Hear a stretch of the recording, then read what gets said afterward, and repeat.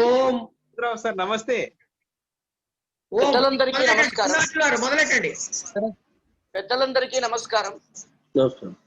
భారత భారతి అక్షరార్చన వాక్స్థలి మిత్రులందరం కలిసి దాదాపు 14 వారాలుగా సుప్రసన్న సాహిత్య వివేచన కార్యక్రమాన్ని నిర్వహించుకుంటూ ఉన్నాం.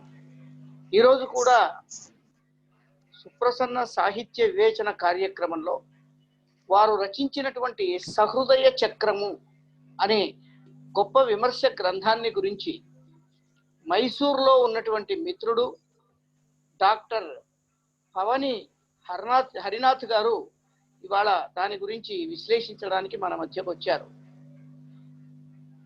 1960 17 సెప్టెంబర్లో జన్మించినటువంటి రామచంద్రరావు గారు, సరోజినీదేవి గారికి జన్మించినటువంటి హరినాథ్ గారు అనంతపూర్ విశ్వవిద్యాలయం నుంచి ఉన్నత విద్యలో పట్టాలు సాధించారు. అక్కడే ఎంఏ చేశారు, అక్కడే పిహెచ్డి కూడా చేశారు. విశ్వనాథ వారి రామాయణ కల్పవృక్షంలోని బాలకాండలో ఉండే ఛందో వస్తు విశేషాల స్వరూపాలను గురించి వారి పిహెచ్డి సాగింది. కేవలం తెలుగు భాషతో మాత్రమే వారు తృప్తి పడకుండా వెంకటేశ్వర విశ్వవిద్యాలయం నుంచి సంస్కృతంలో ఎంఏ చేశారు. అట్లాగే కృష్ణదేవరాయ విశ్వవిద్యాలయం నుంచి ఫోక్లోర్ అండ్ పర్ఫార్మింగ్ ఆర్ట్స్లో పీజీ డిప్లొమా తీసుకున్నారు. కంప్యూటర్ అప్లికేషన్లో పీజీ డిప్లొమా తీసుకున్నారు. అట్లాగే తమిళ భాష 1990లో సర్టిఫికేట్ కోర్సు తమిళం, మళ్ళీ అట్లాగే కర్ణాటకం, సంగీతం ఈ మూడింటిలో సర్టిఫికేట్ కోర్సు చేశారు. అంటే హిందీ భాషలో కూడా ప్రజ్ఞా కోర్సు చేసి దాంట్లో విజయం సాధించారు. వారి సిద్ధాంత గ్రంథ సమర్పణ తరువాత కృష్ణదేవరాయ విశ్వవిద్యాలయంలో దానికి తూమాటి దొణప్ప గారి స్మారక బంగారు పథకం కూడా లభించింది. తరువాత మళ్ళీ అదే కృష్ణదేవరాయ యూనివర్సిటీలోనే అన్నమాచార్యుల వారిని గురించి పోస్ట్ డాక్టోరియల్ రీసెర్చ్ కూడా చేశారు. అంటే సాధారణంగా విద్యార్జన మీద నిరంతరం కూడా దృష్టి పెట్టి పురోగతి సాధిస్తున్నటువంటి వారు చేస్తున్నటువంటి ఉద్యోగం కూడా రీజనల్ ఇన్స్టిట్యూట్ ఆఫ్ ఎడ్యుకేషన్ అని మైసూరు విశ్వవిద్యాలయంలో భాగమైనటువంటి గంగోత్రిలో ఉన్నటువంటి, అంటే అది విద్యా సంబంధమైన కళాశాల. అన్ని ప్రాంతాల వారు, అన్ని భాషల వారు అక్కడ ఉంటారు. కాబట్టి వీరు ఈ భాషలతో పరిచయం ఏర్పరచుకొని వారికి సంబంధించినటువంటి అంశాలను, బోధనా విశేషాలను, దానికి సంబంధించినటువంటి పాఠ్యాంశాలను సిద్ధం చేయడం, ఎస్సీఆర్టీ ఎన్సీఆర్టీలతో సంబంధాలు పెట్టుకొని వాళ్ళు వీళ్లను అడగటం వల్ల వీడియోకు సంబంధించినటువంటి పాఠాలు కానీ, ఆడియో పాఠాలు కానీ, సిలబస్కు సంబంధించినటువంటి పాఠాలు కానీ, బోధనా విషయమైనటువంటి అన్ని రంగాల్లో కూడా వీళ్ళ సూచనలు చేసుకుంటూ ఉంటారు. ప్రస్తుతం వారు అక్కడ సోషల్ సైన్సెస్ అండ్ హ్యుమానిటీస్ హెడ్గా పనిచేస్తూ ఉన్నారు. అక్కడ దేశీకి సంబంధించిన భాషలకు సంబంధించిన ప్రాజెక్టులు కూడా చేస్తూ ఉన్నారు. దాదాపు ఒక 150 దాకా వారి రీసెర్చ్ పరిశోధనా పత్రాలు ముద్రించబడ్డాయి. ఒక 50కి పైగా ముద్రణ పొందినటువంటి కథలు, కవితలు ఆల్ ఇండియా రేడియో మొదలైనటువంటి మాధ్యమాల ద్వారా ప్రసారమయ్యాయి. కాబట్టి తేలికగా తెలుగు వ్యాకరణం అనే ఒక చక్కని పుస్తకం రాశారు. అంటే సామాన్యమైనటువంటి విద్యార్థులను దృష్టిలో ఉంచుకొని తెలుగు వ్యాకరణం వాళ్లకు సులభంగా తెలియడం కొరకు కావలసినటువంటి జ్ఞానాన్ని, ఎందుకంటే వారు బోధనా విషయంలోనే ఉన్నారు కాబట్టి విద్యార్థులకు బోధించే ఉపాధ్యాయుల యొక్క మనస్తత్వాలు చాలా సంవత్సరాల నుంచి దాంట్లో పరిశోధన చేస్తున్నారు. కాబట్టి ఆ దృక్పథంతో తేలికగా తెలుగు వ్యాకరణం అనేటువంటి ఒక గ్రంథాన్ని రాశారు. అట్లాగే మహాభాగవతంలో కుంతి భీష్ముడు మొదలైనటువంటి వాళ్ళు శ్రీకృష్ణ పరమాత్ముడిని అనేక విధంగా స్తుతులు చేశారు. ఆ స్తుతులన్నిటినీ సంకలించి శ్రీమద్ భాగవతంలో శ్రీకృష్ణ స్తుతులు అనేటువంటి ఒక చక్కని రచనను కూడా వారు 2008లో మనకు అందించారు. ఇవాళ ముఖ్యంగా విశ్వనాథ వారి సాహిత్యంతో గాఢమైనటువంటి పరిచయం ఉంది. విశ్వనాథ వారి సాహిత్యాన్ని లోతుగా అధ్యయనం చేసినటువంటి సుప్రసన్న గారి సాహిత్యంతో కూడా వారికి పరిచయం. సహృదయ చక్రంలో అపురూపమైనటువంటి వ్యాసాలు ఉన్నాయి. ఆ వ్యాసాలను గురించి ఇవాళ మిత్రులు డాక్టర్ పవని హర్నాథ్ గారు చెప్తారు. కృష్ణమూర్తి గారి ప్రార్థన తర్వాత కార్యక్రమం ప్రారంభమవుతుంది. క్లాంబరధరం విష్ణుం శశివర్ణం చతుర్భుజం ప్రసన్నవదనం ధ్యాయేత్ అగజానన పద్మార్కం గజానన మహర్నిశం అనేకదం తం భక్తానాం ఏకదంతముపాస్మహే. చిల్లీలా విలసజ్జగత్రయ పదాం సల్లాపనోల్లాసినీం మల్లీహల్ల కపుల్ల సల్లలిత పుష్పోల్లాస కృల్లాలసాం ఉల్లాఘస్థితికారిణీం భవఘటా కల్లోల కల్లోలినీం వల్యంకంచిత పాణిపల్లవయుగాం సరస్వతీం భావయే. సార్ అన్నది గారు మాట్లాడారు. సార్ ఆరంభించమంటారా? పెద్దలందరికీ నమస్కారం. భారత భారతీయ సంస్థ వారికి ఈ అవకాశం కల్పించినందుకు మిత్రులు, సహృదయులు, సాహిత్యానికి అపారమైన సేవ చేస్తున్న డాక్టర్ గిరిజా మనోహర్ బాబు గారికి, ఆత్మీయులైన వారి అందరికీ నమస్కారం. సహృదయ సమితితో నాకున్న అనుబంధం చాలా గాఢమైంది.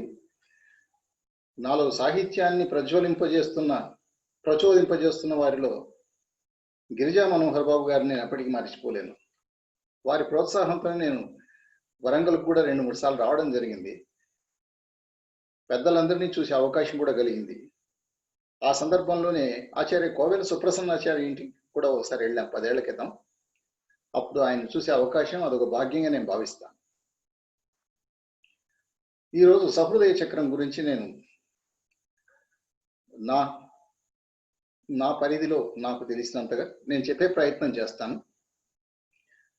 సృజనశీలికి అతి సమీప వ్యక్తి సహృదయుడు. కవి అయినా, కథకుడైనా, చిత్రకారుడైనా, గాయకుడైనా, ఇలా సృజనాత్మక మూర్తులు ఎవరైనా సరే వారికి సమీపంగా ఉండే వ్యక్తి సహృదయుడు. సహృదయుడు అని డుమంతం అంటున్నా కూడా దీనికి స్త్రీ పురుష భేదం ఏమీ లేదు.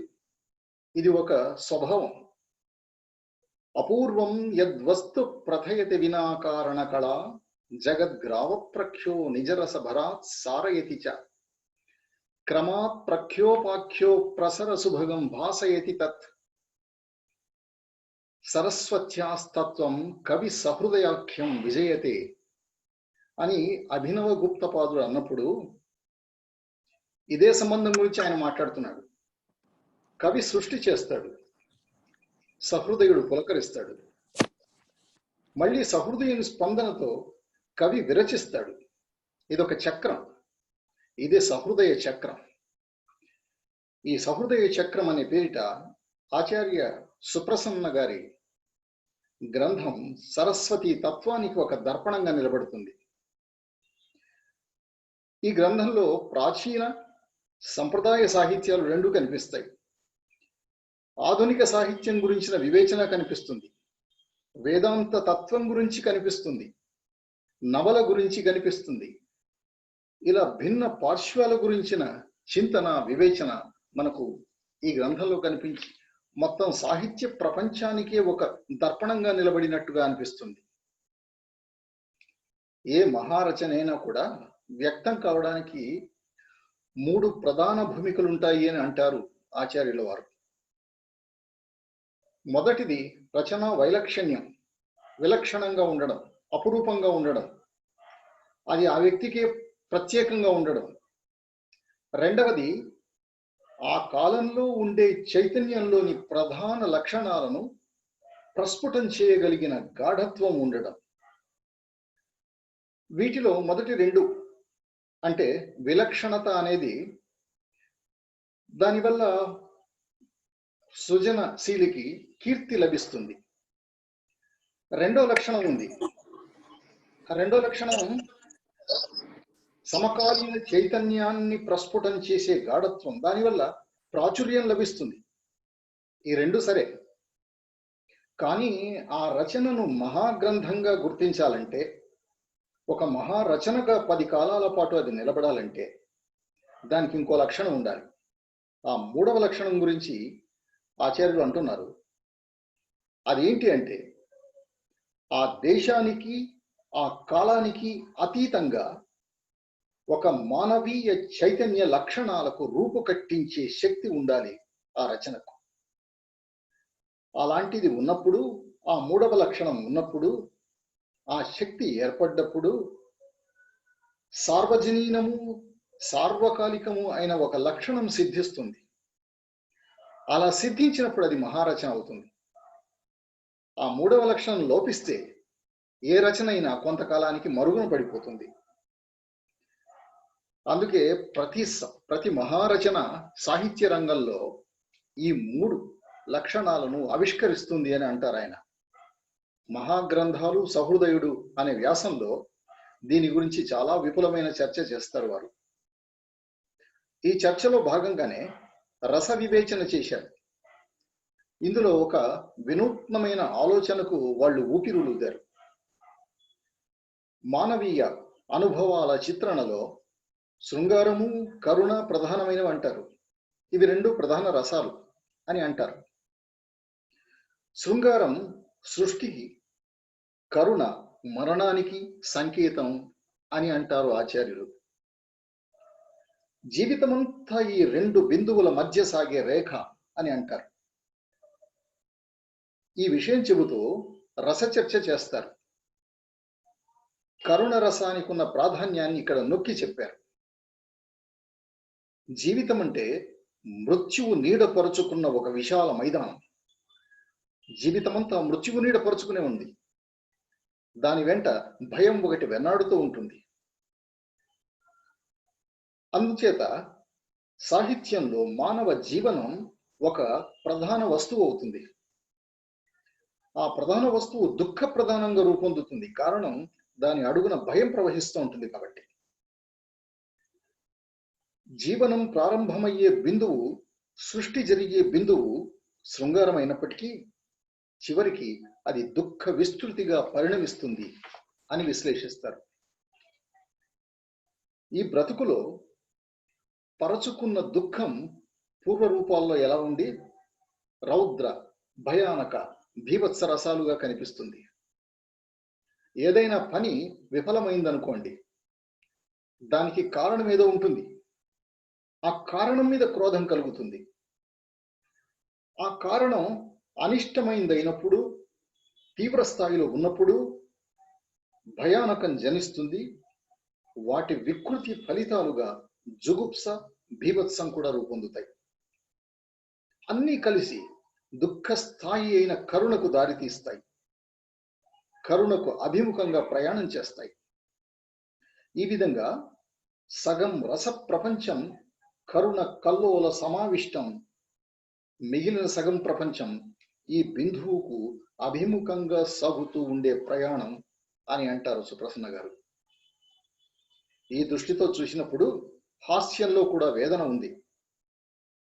అద్భుతంలో తనకు ఆశ్చర్యం కలిగించే అసాధ్య వస్తువు ఉండడం, ఆ వస్తువును సాధించడానికి ముళ్ళదారుల్లో, రాళ్లదారుల్లో పడి సాగే ఉత్సాహం ఉండడం, ఆ ఉత్సాహం నుంచి వీరం, ఇదంతా వ్యధా మార్గంలో సాగే రస ప్రపంచం అని అంటారు శ్రీ కోవెల వారు.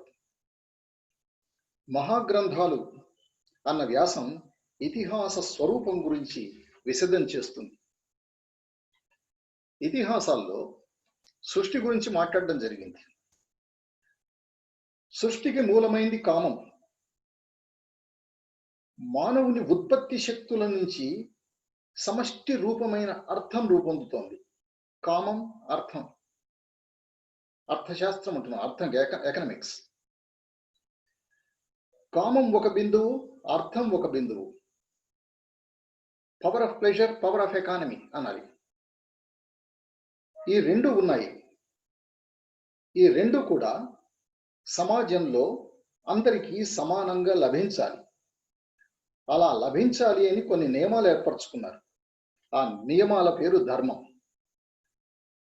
అర్థము, కామము, ధర్మము ఈ మూడు ఉన్నాయి.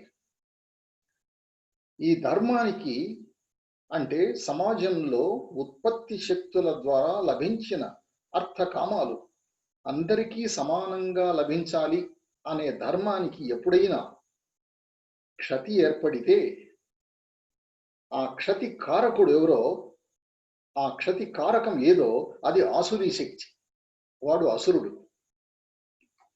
అలాంటి సందర్భంలో ఆ ధర్మాన్ని స్థాపించడానికి వచ్చే శక్తి పేరు దైవం. ఈ రెంటి సంఘర్షణ అంటే దైవానికి అసుర శక్తికి జరిగే సంఘర్షణలోంచి ఇతిహాసం పుట్టుకొనొస్తుంది అని విశ్లేషిస్తారు సుప్రసన్న గారు.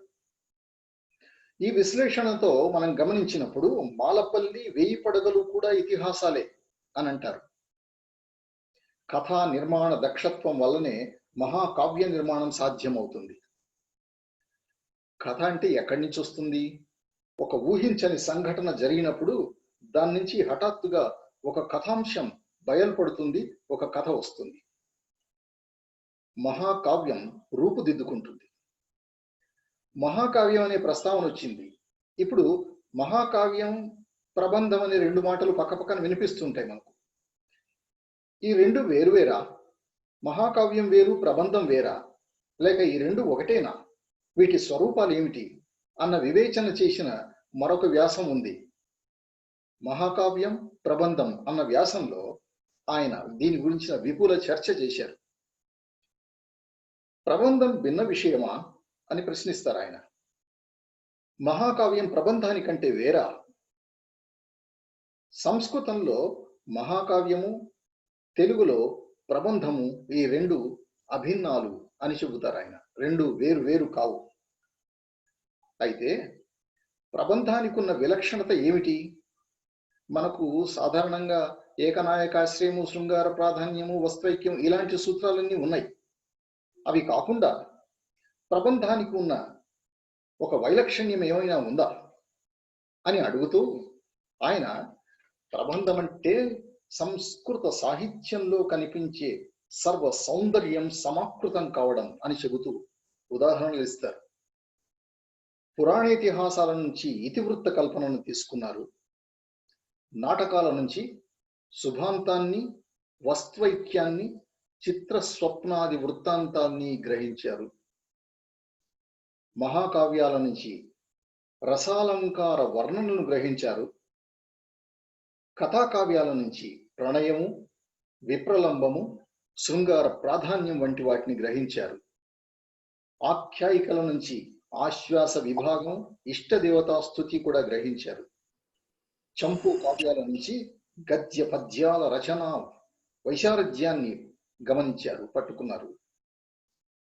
అలాగే ఈ ప్రతిభా మూర్తిత్వం పొందిన శ్రీనాథుడున్నాడు.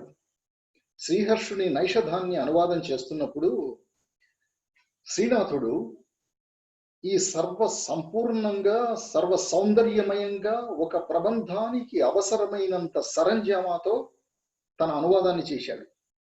ఈ అనువాదం తర్వాతి వాళ్ళకి ఒరవడి అయింది. ఓహో, ఇలా చేయించిన అని. శ్రీనాథుడు దారులు తీర్చిన దాన్ని తర్వాతి రోజుల్లో పెద్దనాదులు వన్నెలు దిద్దారు, దానికి రంగులద్దారు, మనోహరమైన వర్ణనలు చేకూర్చి ప్రబంధాన్ని ఒక మరచిపోలేని ఒక కావ్య ప్రక్రియగా రూపొందించారు.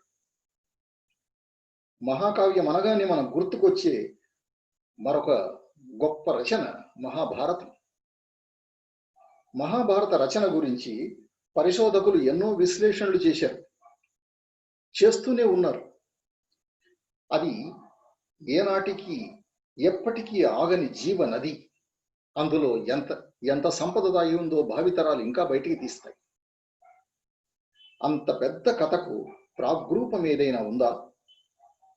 గరుడోపాఖ్యానాన్ని గురించి విశ్లేషిస్తూ శ్రీ కోవెల సుప్రసన్నాచార్య గారు అంటారు, గరుడోపాఖ్యానం భారత కథకు ప్రాగ్రూపంగా కనిపిస్తుంది అంటారు.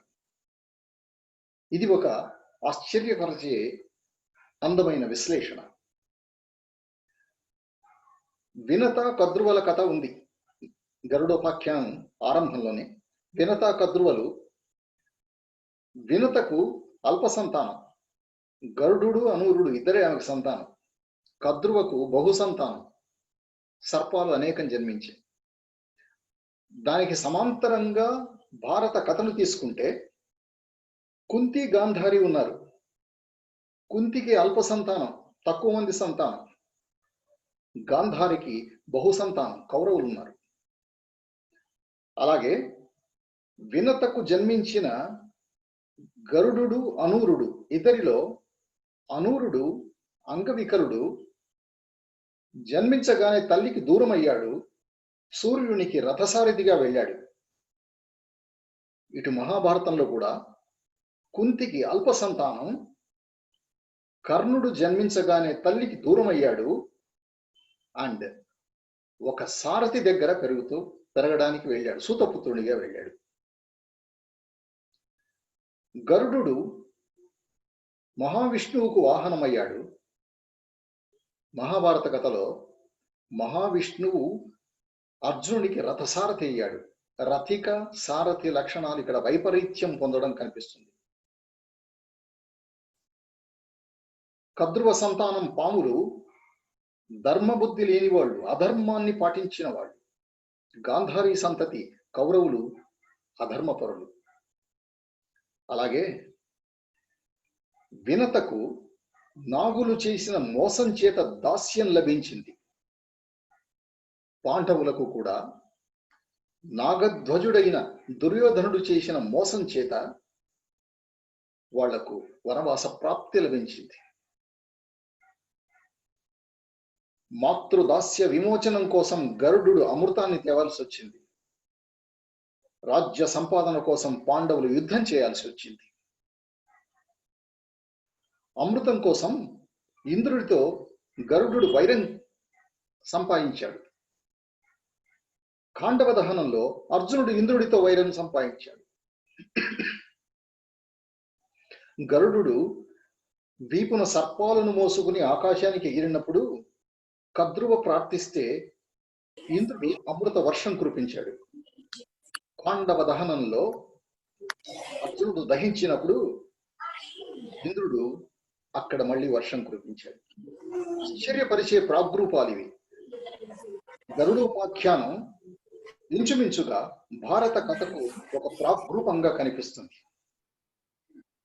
భారతం అనగానే మనకు తిక్కన గుర్తొస్తాడు. తిక్కన అనగానే హరిహరనాథుడు గుర్తొస్తాడు. హరిహరనాథ తత్వ వివేచన గురించిన ఒక వ్యాసం ఆచార్యులు ఇందులో రాశారు. హరిహరనాథ తత్వ వివేచనలో, హరిహరనాథ దర్శనంలో నాచన సోమన, తిక్కన ఇద్దరు భిన్న దృక్పథాలతో కనిపిస్తారు. నాచన సోమన మూర్తి కల్పన చేశాడు, తిక్కన తత్వాన్ని వ్యాఖ్యానం చేశాడు. వీరిద్దరికీ భిన్నంగా విశ్వనాథ సత్యనారాయణ హరిహరద్వైతాన్ని మరో కోణంలో దర్శించాడు. సాధనకు క్లిష్టమైన అంశంగా ఆయన చూశాడు.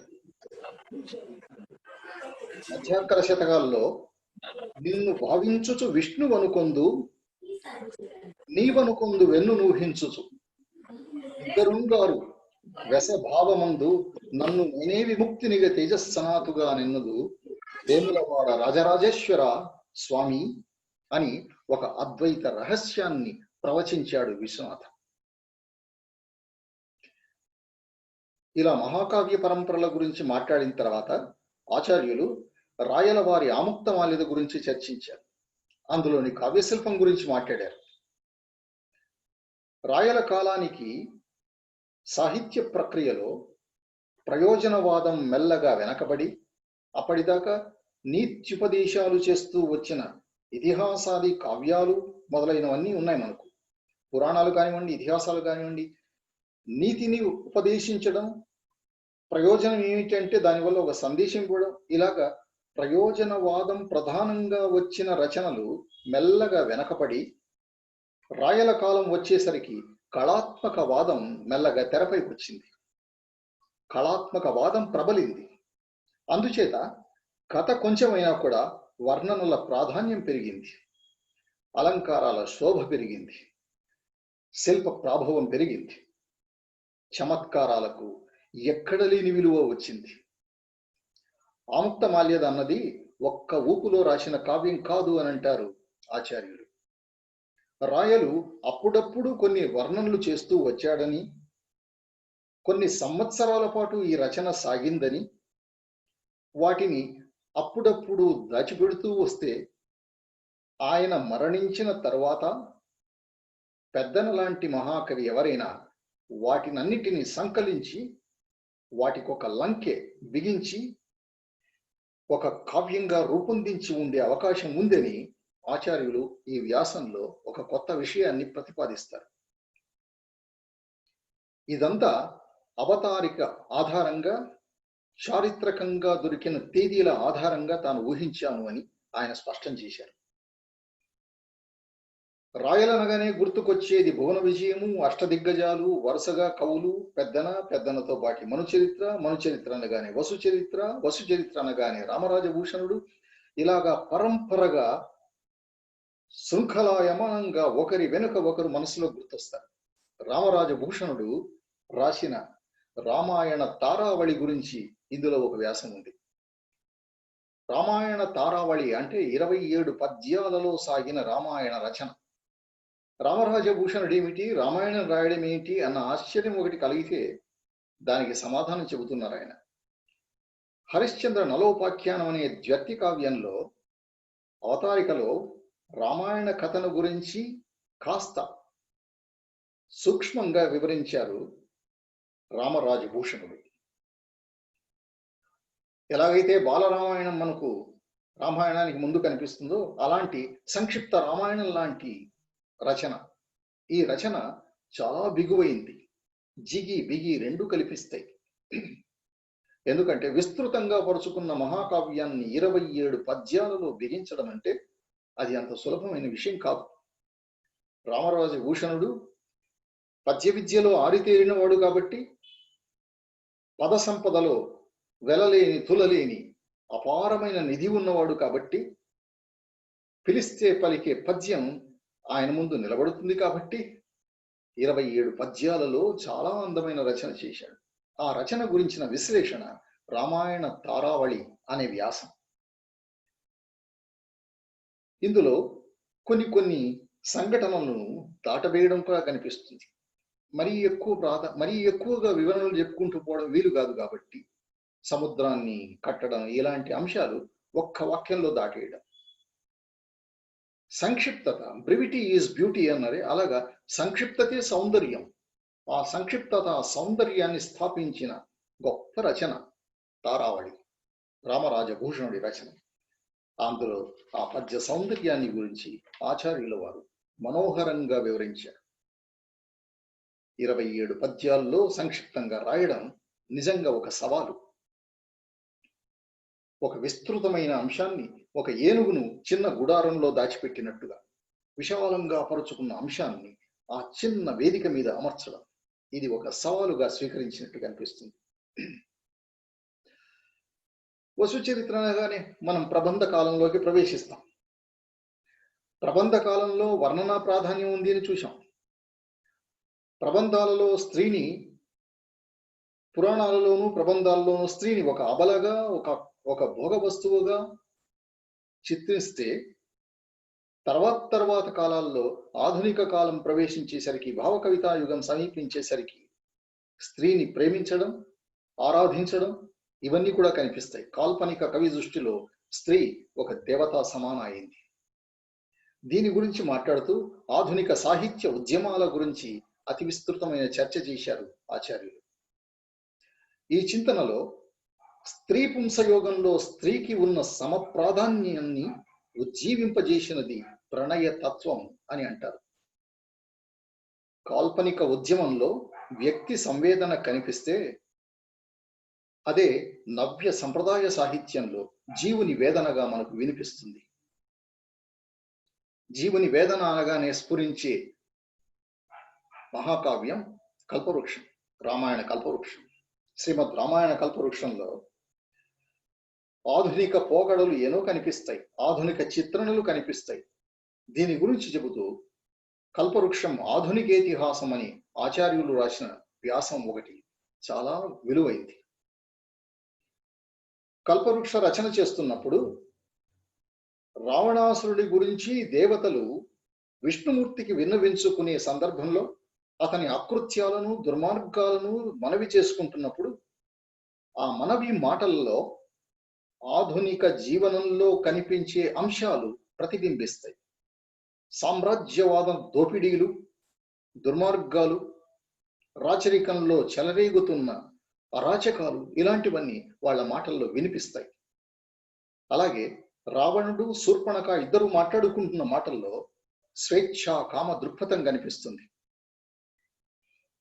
దశరథుడు మృతి చెందినప్పుడు సామ్రాజ్యం అల్లకల్లోలమైంది. రాజులేని రాజ్యం ఎంత అల్లకల్లోలమవుతుందో, ఎంత అలజడి పొందుతుందో ఆధునిక దృక్పథంతో చేసిన చిత్రణ అది.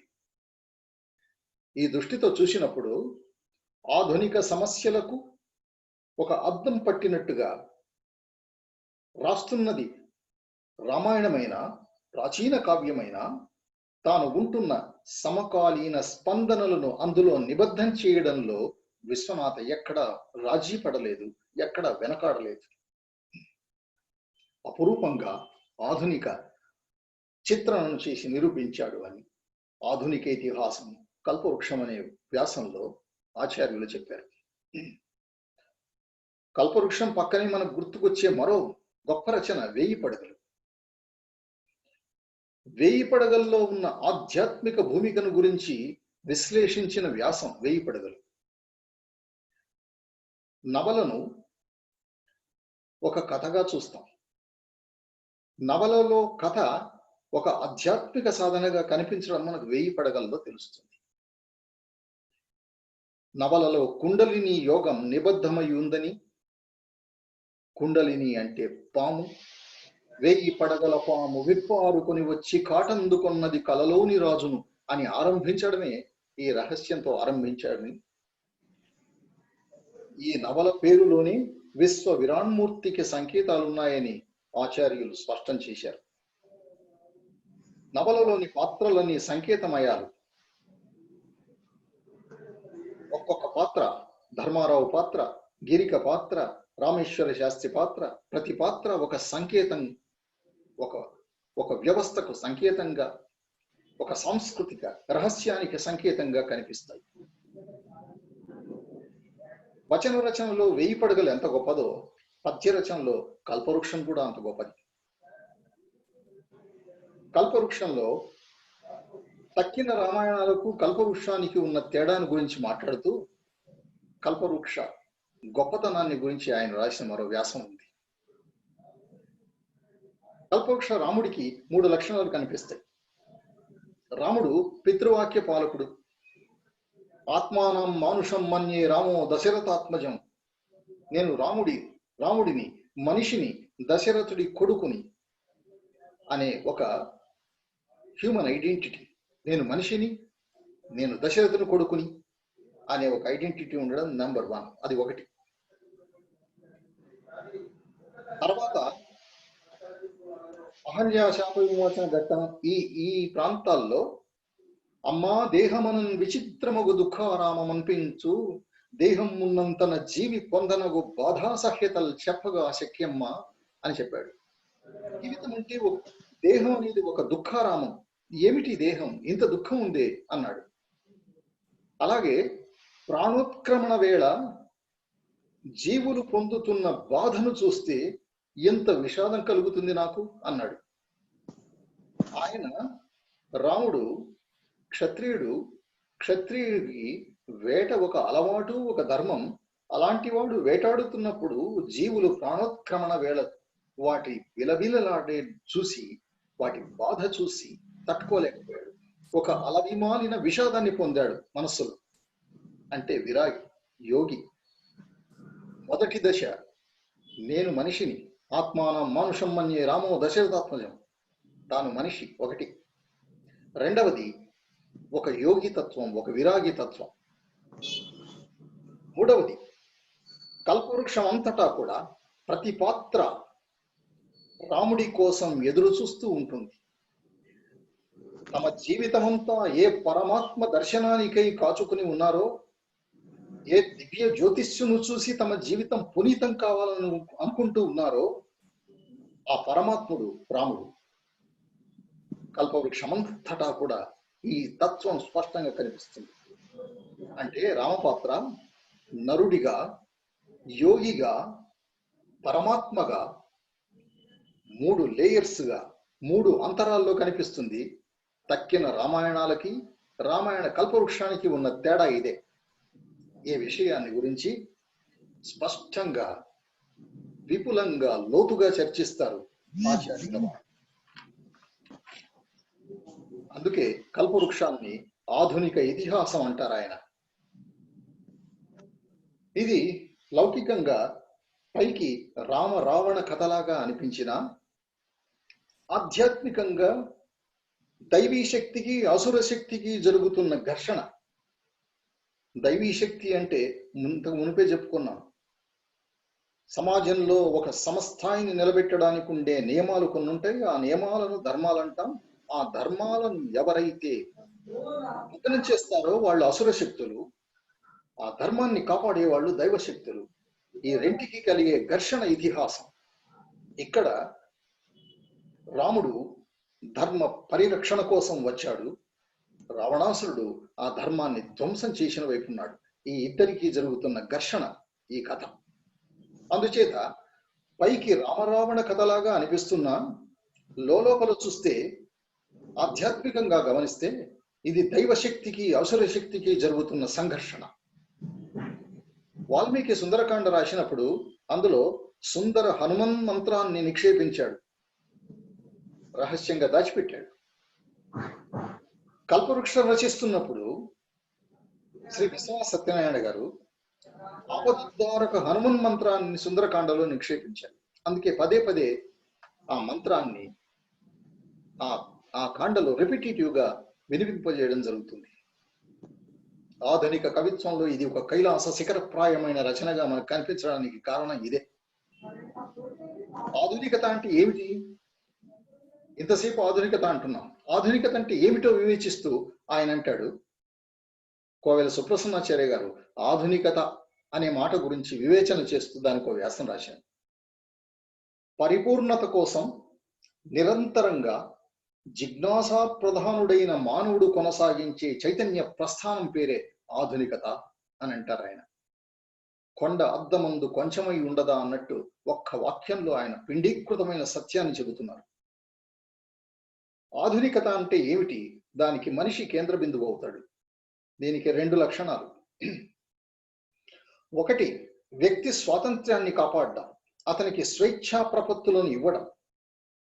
2, తాను ఉన్న స్థితి కంటే మరింత ఉన్నత స్థితికి మనిషిని ఎదిగేలా చేయడం. ఈ 2 ఆధునిక జీవన సూత్రాలు. వీటికి ప్రాధాన్యం ఇచ్చి ఏది నడుస్తుందో దాన్ని ఆధునికత అంటున్నాం అని చాలా స్పష్టంగా చెబుతారు. ఆధునిక సాహిత్యంలో నవల చాలా ప్రసిద్ధి పొందిన ప్రక్రియ. మహాకావ్యాల గురించి, పురాణాల గురించి, హరిహరనాథ తత్వం గురించి మాట్లాడిన ఆచార్య కోవెల సంపత్ కుమార గారు, సుప్రసన్నాచార్య గారు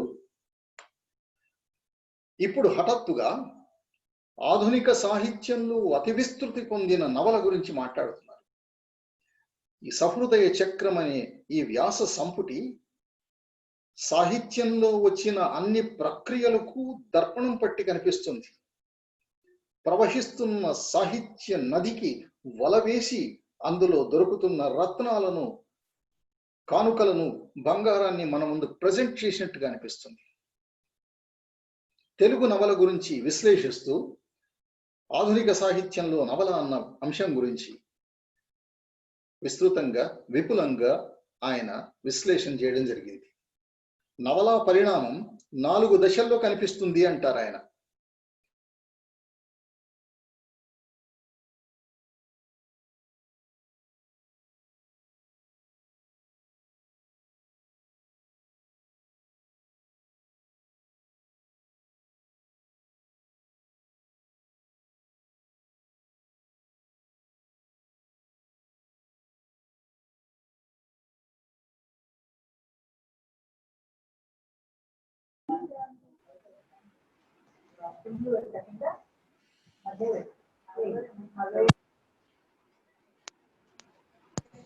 హరినాథ్ గారు,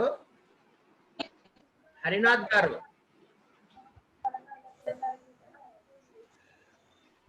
1947 దాకా మలి దశ అనుకుంటే అందులో కొత్త మూలాల కోసం అన్వేషణ, తీవ్రావేశం కనిపిస్తాయి. పాత్రల సజీవ నిర్మాణ శిల్పం కనిపిస్తుంది. 1956 దాకా మూడో దిశ. ఇందులో మనోవిశ్లేషణ, మానవుని లౌకిక లక్షణం ప్రధాన కనిపిస్తాయి. ప్రయోగం చేయడం రచనలో కనిపిస్తుంది. ఇటీవలి కాలంలో వచ్చిన వాటిలో హేతువాద దృక్పథం ఎక్కువగా కనిపిస్తుంది. మధ్య తరగతి మనిషి స్పందనలు వినిపిస్తాయి. బాహుళ్యం ఉన్నా కూడా వైవిధ్యం కొంత వెతకాల్సి వస్తోంది. తర్వాతి రోజుల్లో రచయితకు ప్రాధాన్యం తగ్గి వ్యాపారులకు ప్రాధాన్యం పెరగడంతో పత్రికలకు అవసరమైన రచనలనే చేయిస్తూ రచయిత ప్రేరణ ఆధారంగా రచనలు కాకుండా జనాన్ని గుర్తించి జనం ఏది కోరుతారో దాన్ని రాయించడం లేదా మాన్పించడం లాంటివి మొదలయ్యాయి. క్రమక్రమంగా వ్యాపారస్తుని చేతిలో రచయిత బొమ్మగా మారిపోయినప్పుడు రచనలో బాహుళ్యం పెరిగింది, కానీ వైవిధ్యం తరిగిపోయింది. పాఠకులు చదివినవే ప్రచురిస్తాము అని పత్రికలు అనడం, అది నమ్మి అమాయకంగా రచయితలు మోసపోవడం, తన సృజనాత్మక శక్తులకు సంకెళ్లు వేసుకోవడం కనిపిస్తుంది అని బాధపడతారు ఆచార్యుల వారు. రచయిత ప్రమేయం తగ్గిపోయింది, వ్యాపారుడి ప్రమేయం పెరిగిపోయింది, అదృశ్య శృంఖలాలు తగిలించబడ్డాయి. ఫలితం బాహుళ్యం పెరగడం, వైవిధ్యం లోపించడం. చివరకు మిగిలేది అన్నది చివరగా ఉన్న వ్యాసం, చివరకు మిగిలేది నవలలో ఉన్న కేంద్ర బిందువు ఏంటి అన్నది విశ్లేషించారు. అదృశ్య కేంద్ర బిందువు ఏంటి? ఇందులో ఆనాటి కాల్పనికోద్యమాల్లో వచ్చిన అమలిన శృంగారము, స్వేచ్ఛా ప్రణయము, కులపాలిక ప్రణయము కనిపిస్తాయి. అమలిన శృంగారానికి కోమలి, స్వేచ్ఛా ప్రణయానికి అమృతము, కులపాలిక ప్రణయానికి ఇందిర ప్రతినిధులుగా కనిపిస్తారు. ఇందులో ఉన్న అదృశ్య కేంద్ర బిందువు ఏంటి అంటే, వైవాహిక వ్యవస్థను పునర్నిర్మించాల్సిన అవసరం ఉంది అని చెప్పడం ఈ నవల సూచిస్తున్న అంశం అని చెబుతారు ఆచార్యుల వారు. ఇది సహృదయ చక్రంలో ఉన్న చివరి వ్యాసం. ఇలాగా సహృదయ చక్రం అంతటా కూడా తెలుగు సాహిత్యానికి సంబంధించిన మహాకావ్యం మొదలు ఆధునిక సాహిత్యంలో పుస్తలాడిపోతున్న మనోవిశ్లేషణాత్మక రచన అయిన చివరకు మిగిలేది దాకా సర్వ ప్రక్రియలను ఆయన స్పర్శించారు, లోతుగా విశ్లేషించారు, సహృదయ ప్రపంచానికి అందించారు. అలాంటి గ్రంథాన్ని గురించి మీ అందరితో పంచుకునే అవకాశాన్ని మీరు కల్పించారు నాకు. ఈ అవకాశాన్ని కల్పించినందుకు భారత భారతి వారికి, గిరిజా మనోహర్ గారికి, ఈ సభలో ఉన్న పెద్దలకు అందరికీ వినయంగా నమస్కరిస్తూ సెలవు తీసుకుంటున్నాను. నమస్తే. Thank you sir.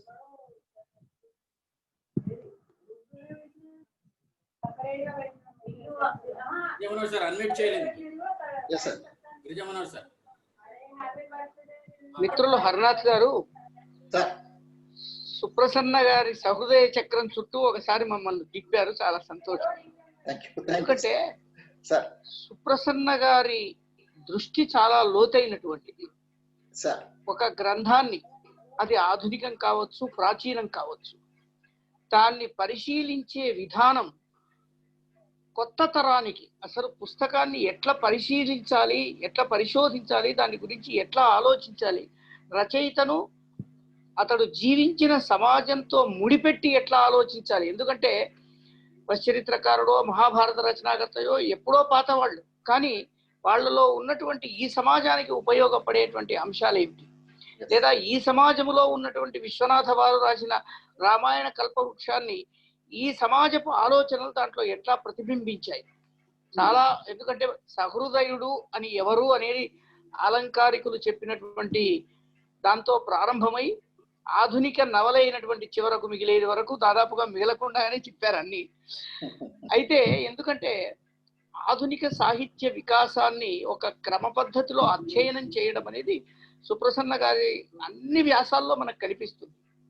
ముఖ్యంగా విశ్వనాథ వారిని గురించి వారు రాసిన ఏ వ్యాసం చదివినా విశ్వనాథ వారి అంతరాత్మ ఎట్లాంటిది, వారి ఆలోచనలు ఎట్లాంటివి, వారి నిబద్ధత ఎట్లాంటిది, భారతీయ సంస్కృతి మీద వారి ఆలోచన విధానం ఎట్లాంటిది అనేది చాలా స్పష్టంగా మనకు చెప్తుంది. ఎందుకంటే జీవుని వేదన అని ఒక్క మాట చాలు విశ్వనాథ సత్యనారాయణ గారిని సంపూర్ణంగా అధ్యయనం చేయడానికి.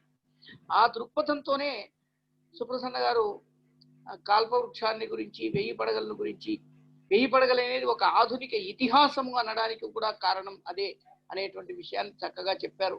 అట్లాగే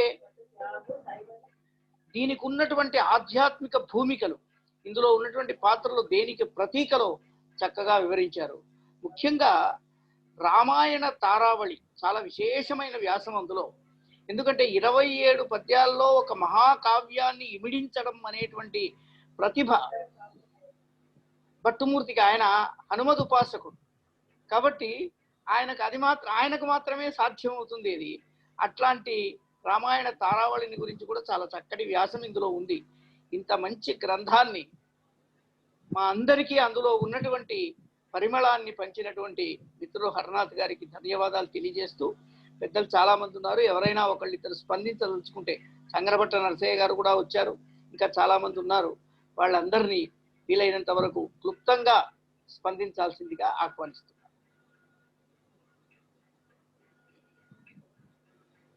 సంగనపట్ల వారు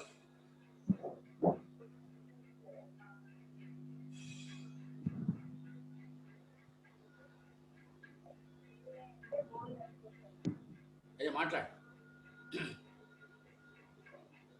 ధన్యవాదాలు. సుప్రసన్న గారి లోతైన సాహిత్య విమర్శన లోచనాల్ని చక్కగా తొడిచి వాటి సులోచనాల పవర్ ఎంతో చెప్పారు హరనాథ్ గారు. దాంట్లో ఉన్న ప్రతి వ్యాసం యొక్క అందాన్ని తప్పిపోకుండా చెప్పడమే కాకుండా తనదైన అభిప్రాయాన్ని కూడా జోడించడం ఒకటి సంతోషకరంగా ఉంది. ఈయన ప్రసంగం మొత్తంలో ఒక చిన్న లోపం ఉంటుంది అని నేను ఊహించాను. ఏమిటా లోపం అంటే, సుప్రసన్నకు బదులుగా సంపత్ కుమార్ అని చాలా మంది నాలుక మడతబడి అంటారు.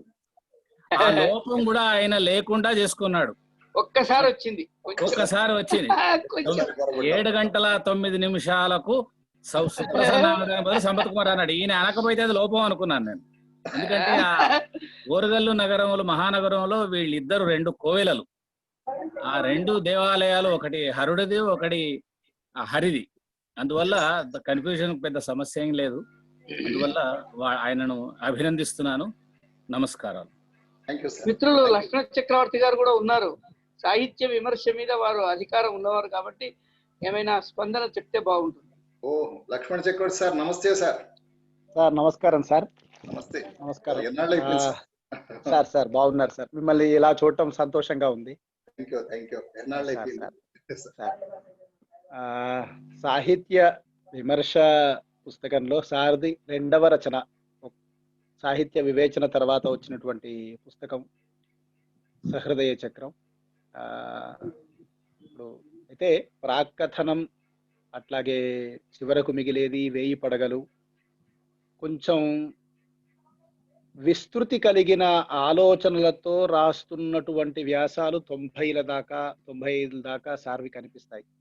దానికి పునాదిగా ఉన్న వ్యాసాలన్నీ కూడా సహృదయ చక్రంలో మనకి సాహిత్య వివేచనలోను, తర్వాత సహృదయ చక్రంలోను, ఆ 2 పుస్తకాల యొక్క కొనసాగింపుగానే తరువాతి 1000 పడగలు, విశ్వనాథ మార్గం, ఈ 3 పుస్తకాల యొక్క కొనసాగింపే తరువాతి సాహిత్య విమర్శ అంతా కూడా మరికొన్ని కోణాల నుంచి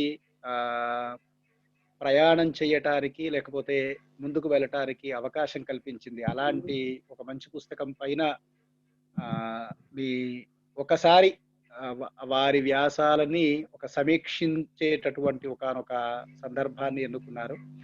మరింత విశేషాలని కూడా మీరు అందించేటటువంటి పరిస్థితి ఉందేమో, కానీ ఇక ఆ 40 నిమిషాల్లోనే మాట్లాడాలి అనే ఒకానొక ఆలోచన వల్ల ఆ పరిమితిలో మీరు మాట్లాడినట్టున్నారు.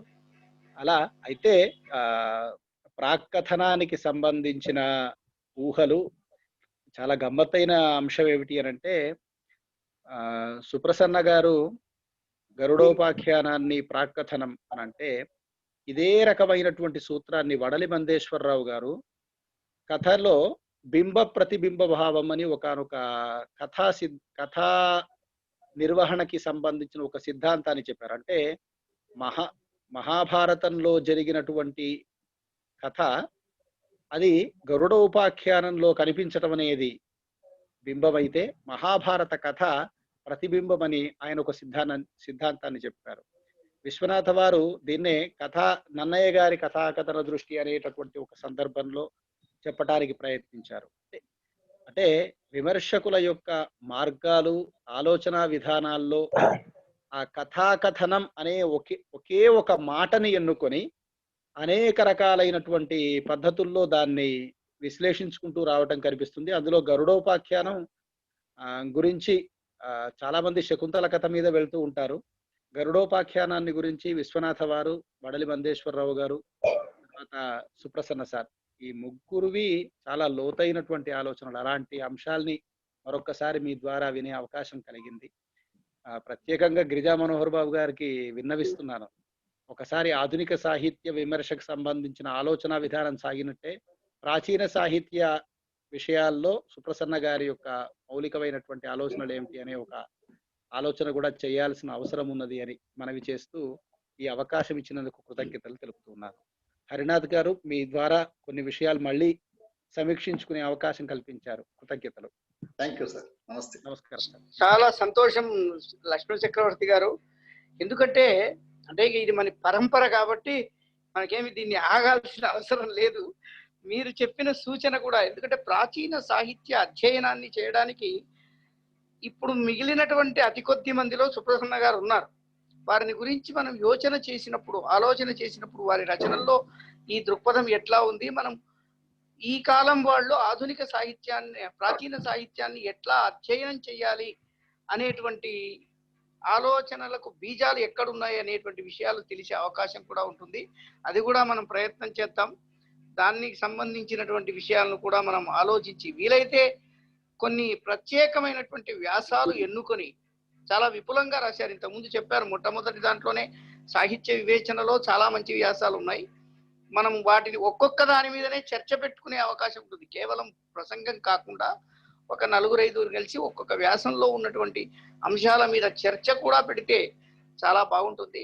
ఆలోచిద్దాం, ఆ ప్రణాళిక కూడా వేద్దాం. ఇప్పుడు సహృదయ చక్రం మీద మామూలుగా ఒక ఉపన్యాసం సరిపోదు, అంత లోతైనటువంటి విశేషాలు ఉన్నాయి. అయితే ఇక్కడ ఒక చిన్న విషయాన్ని, అంటే ఈ మధ్య కాలంలో ఒక 2 ఇంగ్లీషుకు సంబంధించిన కంపారిటివ్ స్టడీస్ సంబంధించిన ఒక 2 ఉపన్యాసాలు అట్లా వినే అవకాశం వచ్చింది. వాళ్ళు ఒక 40 మంది గ్రూప్ ఇట్లాగే మనలాగే ఉండేటటువంటి వాళ్ళు ఏం చేస్తున్నారు అంటే, ఏ వ్యాసాన్ని గురించి అయితే వచ్చే వారం మనం చర్చిద్దాం అనుకుంటున్నామో ఆ వ్యాసాన్ని ఆ గ్రూప్ లో పంపిస్తున్నారు.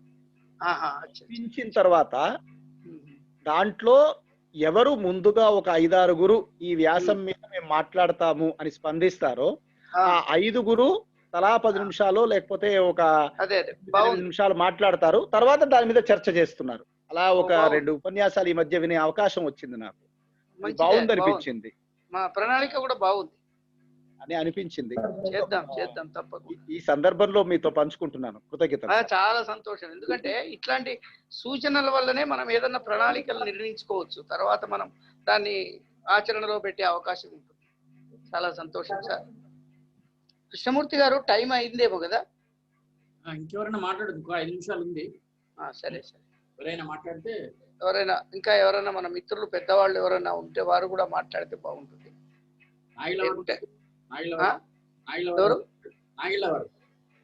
సార్, శాస్త్రి గారు, ఇప్పుడు ఇందరు మాట్లాడిన తర్వాత మాట్లాడవలసింది ఏమి లేదండి. ఏం లేదని మాట్లాడాలి. ఎందుకంటే ఇంత వివరంగా విశ్లేషణ చేసిన తర్వాత మాట్లాడేది ఏమి లేదు. ఎందుకంటే ఈ ఉపన్యాసాలన్నీ సుప్రసన్న గారి వ్యాసాలను అర్థం చేసుకోవడానికి మరింతగా ఉపయోగిస్తాయని అనుకుంటున్నాను. హరినాథ్ గారు చాలా బాగా మాట్లాడినారు, వారికి అభినందనలు. సార్, కృష్ణమూర్తి గారి కృష్ణస్తుతితో మనం ఈరోజు కార్యక్రమాన్ని ముగింపు పలుకుతాం. సరే, ఈరోజు సుప్రసన్న గారి సాహిత్య వివేచన 15వ భాగంలో సుప్రసన్న గారి సహృదయ చక్రం గురించి చక్కటి విశ్లేషణపూర్వకమైనటువంటి ప్రసంగం చేసినటువంటి ఆచార్య పిఆర్ హర్నాథ్ గారికి ముందుగా కృతజ్ఞత తెలియజేసుకుంటున్నాము. అట్లాగే ఈ కార్యక్రమంలో పాల్గొన్నటువంటి పెద్దలందరూ, బహుశా సంగనపట్ల నర్సయ్య గారిని బహుశా మొట్టమొదటిసారి చూస్తున్నాము ఈ కార్యక్రమంలో వస్తున్నాము. వారికి చాలా కృతజ్ఞతలు. లక్ష్మణ చక్రవర్తి గారికి, నాగిల వారికి, హనుమంతరావు గారికి, మిగతా పెద్దలు చాలా మంది పెద్దలు దీంట్లో పాల్గొంటున్నారు. వాళ్ళందరికీ కూడా కృతజ్ఞత తెలియజేసుకుంటున్నాము. బహుశా ఈ అనానుకూలమైనటువంటి పరిస్థితుల్లో ఇట్లాంటి కార్యక్రమం చేసుకోవడం నిజంగా అంటే చేస్తున్నా కదా కొన్ని కొత్త కొత్త ఆలోచనలు వస్తున్నట్టుగా ఏదో ఒక జయంతి పివి నరసింహారావు గారి జయంతి ప్రోగ్రామ్ చేద్దాము అనేటువంటి దాంట్లో పుట్టినటువంటి ఆలోచనతోని సుప్రసన్న గారికి వచ్చింది. ఆ తర్వాత సౌందర్యలహరి కార్యక్రమం పెట్టుకున్నాం. ఇప్పుడు చక్రవర్తి గారు సూచించినట్టుగా ఇంకా ముందు ముందు అట్లాంటి ఇంకేమైనా కార్యక్రమాలు వస్తాయేమో. బహుశా ఇట్లాంటి అనుకూలత ఈ వర్చువల్ మీటింగ్స్ అనేటువంటి ముందు కాలంలో ఉండింది, కానీ కరోనా పుణ్యమని ఇప్పుడు మనం దాన్ని చేసుకుంటున్నాం. చాలా చాలా బాగుంది ఈ కార్యక్రమం చేసుకోవడం. ఇట్లా ఈ కార్యక్రమాన్ని కొనసాగించుకుంటున్నాం. ఈనాటి కార్యక్రమానికి మనకి వేదికను సమకూర్చినటువంటి నారుమంచి అనంతకృష్ణ గారికి ధన్యవాదాలు తెలియజేసుకుంటూ ఈనాటి కార్యక్రమాన్ని శ్రీకృష్ణతో ముగించుకుంటాం. నన్ను కన్గోదయసేయవే యదుపతి, నన్ను కన్గోదయసేవయే యదుపతి, నవ్యాంబుదచ్ఛాయతో విణతద్వేనుభుతో దరస్మితముతో విప్పారు కందోయితో ప్రణతోద్ధారక పాద పల్లవ పుటి బాలార్క తేజస్సుతో వనవీథుల్ చరించు వేళ శృతిపాద గోపికా వల్లభ. నమస్కారం.